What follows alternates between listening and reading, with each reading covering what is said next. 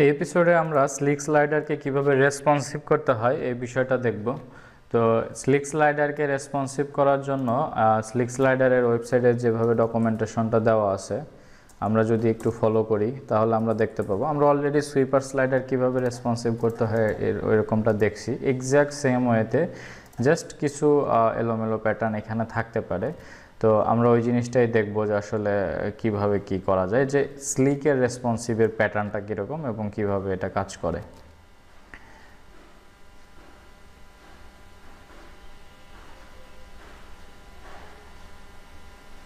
ওকে, আমরা যদি দেখেন রেসপন্সিভ ডিসপ্লে, তো এটা যদি আমরা দেখি তাহলে এখানে আমরা একটা আইডিয়া পাবো। দেখেন যে রেসপন্সিভ নামে একটা অপশনস দিতে হবে, একটা অবজেক্ট বানাইতে হবে একদম এক্স্যাক্টলি সেম ওয়েতে।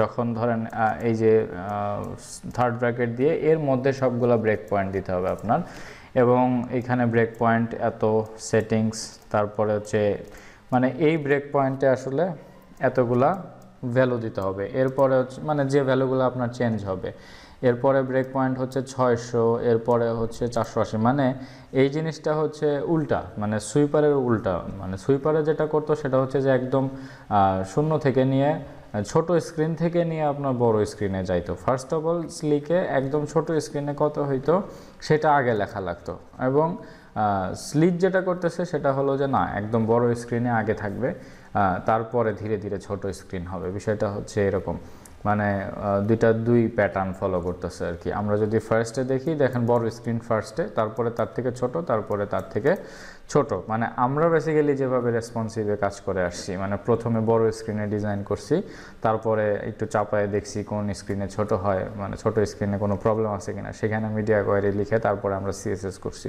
এক্স্যাক্টলি সেম ওয়েতে কাজ করছে হচ্ছে স্লিক স্লাইডার। কিন্তু সুইপার স্লাইডার হচ্ছে উল্টাটা করছে। সুইপার স্লাইডারটা করছে কি, একদম শূন্য থেকে শুরু করে নিছে, মানে একদম ছোট স্ক্রিনে ফোকাসটা হবে আগে, ব্রেক পয়েন্টটা হবে আগে, এরপরে হচ্ছে বড় স্ক্রিনে।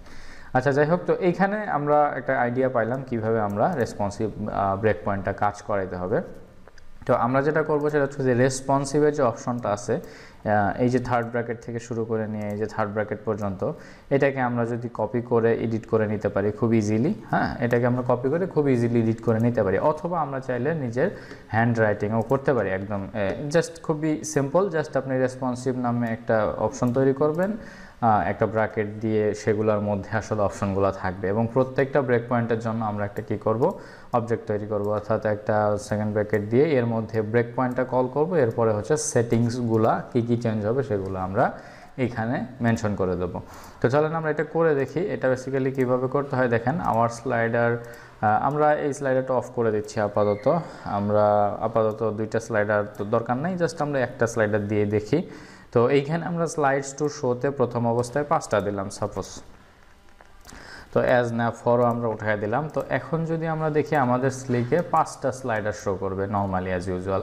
তো 3, 4, 5, 6 এরকম। হ্যাঁ, তো এখন ব্যাপারটা হচ্ছে যে আমরা এটাকে রেসপন্সিভ করব, অর্থাৎ ছোট স্ক্রিনে কত আসবে। দেখেন যত বড় স্ক্রিনই যায় না কেন 5টাই, এবং যত ছোট স্ক্রিনে আসুক না কেন আমার এটা 5টাই থাকবে। তো এটা তো অনেক রেসপন্সিভ হইল না বিষয়টা। তো এখন যদি আমরা রেসপন্সিভ করি তাহলে রেসপন্সিভ লিখবো একটা থার্ড ব্র্যাকেট, তারপরে প্রত্যেকটা ব্রেক পয়েন্টের জন্য একটা করে সেকেন্ড ব্র্যাকেটের মধ্যে আমরা ওই ভ্যালুগুলো দেব। সাপোজ এইখানে আমরা সেটিংসে বা ব্রেক পয়েন্টটা আগে মেনশন করতে হবে, যে ব্রেক পয়েন্ট, তো ব্রেক পয়েন্ট আসলে কত হবে। সাপোজ বড় স্ক্রিনে তো ঠিক আছে, বড় স্ক্রিনে তো ঠিক আছে, আমাদের ডিজাইন দেখি আসলে কত স্ক্রিন পর্যন্ত ঠিক আছে।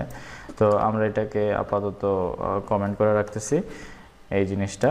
ওকে, তো তাহলে এখন ঠিক আছে। আমরা এখন দেখব যে কোন স্ক্রিনে এসে আমাদের আসলে চেঞ্জ করা দরকার।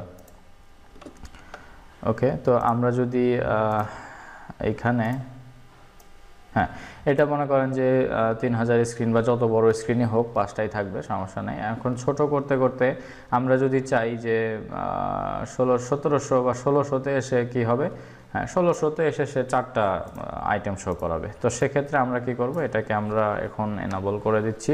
তো ব্রেক পয়েন্ট দিব হলো মনে করেন 1600, এরপরে লিখব হচ্ছে সেটিংস। ওকে, সেটিংস লিখে এইখানে আমরা কি করব, স্লাইডস টু শো তো 5টা আছে, তার মানে এই ভ্যালুটা আমাদের চেঞ্জ করতে হবে, তাই না? তাইলে আমরা এই ভ্যালুটা চেঞ্জ করে দেবো। স্লাইডস টু শোতে আমরা যেটা করব সেটা হচ্ছে যে 4টা দিয়ে দেব।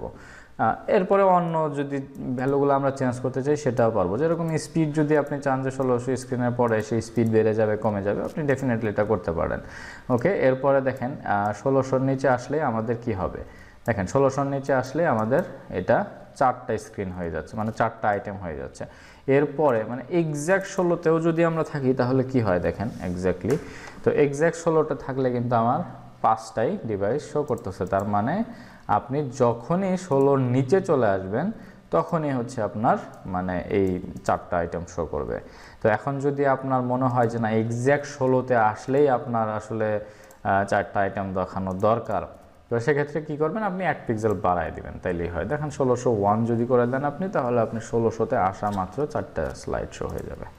দেখেন এখানে 4টা স্লাইড শো হয়ে গেছে, এরকম আর কি। তো আমরা 1600 এরকমই রাখি, সমস্যা নেই। তো এরপরে যে আমরা আবার কি করব, জাস্ট এখানে একটা কমা দিয়ে আবার আর একটা ব্রেক পয়েন্ট যদি লিখতে চাই, তো সেক্ষেত্রে আবার একটা ব্র্যাকেট দিব, একই অবস্থা। ব্রেক পয়েন্ট যদি আমরা 1200-তে দেই তাহলে সেটিংস দিয়ে আবার একটু অবজেক্টগুলা মানে আবার ভ্যালুগুলা দিয়ে দেবো, স্লাইডস টু শো, এইখানে সাপোজ মনে করেন 3 দিয়ে দিলাম, তাহলে এটা যখন 1200-র নিচে চলে আসবে তখন 3টা হয়ে যাবে। দেখেন এই যে 3টা স্লাইড হয়ে গেল। কিন্তু এরপরে আরও যদি ছোট করি তাহলে ধরেন 992-এ আসলে এটা 2টা হয়ে যাবে এবং 768-তে আসলে এটা 1টা হয়ে যাবে। আমরা যদি এরকম করে দিই তাহলে একদম পারফেক্টলি রেসপন্সিভ হয়ে গেল। তাহলে আমরা 2টা অবজেক্টকে কপি করলাম, জাস্ট ক্লোন করলাম আর কি। তো এখন এটা যদি আমরা কি করি, এটা তো 1200 পিক্সেল, এরপরে ধরেন এটা হচ্ছে 768 না দিয়ে 992 দিলাম, স্লাইডস টু শো হয়ে যাবে এখানে 2টা। এরপরে আমরা যদি দিই যে 768-তে এসে স্লাইডস টু শো হয়ে যাবে 1টা, তো সেক্ষেত্রে আমাদের স্লাইডারটা কিন্তু ফুলফিল রেসপন্সিভ হয়ে গেছে। দেখতে পাচ্ছেন 768-এর উপরে গেলেই আমাদের আইটেম 2টা হয়ে যাবে এবং নিচে আসলে আইটেম 1টা হয়ে যাবে। তো এই হচ্ছে ব্যাপার স্লিক স্লাইডারের, এই হচ্ছে রেসপন্সিভের কনসেপ্ট। তো মোটামুটি স্লিক স্লাইডারে আমাদের বেসিক যে জিনিসপত্রগুলো জানা দরকার আমরা সবগুলো শিখে ফেলছি। নেক্সট এপিসোডে আমরা যে করে অন্য কোনো প্লাগইন কীভাবে ইন্টিগ্রেট করে কাজ করতে হয় সেটা দেখব।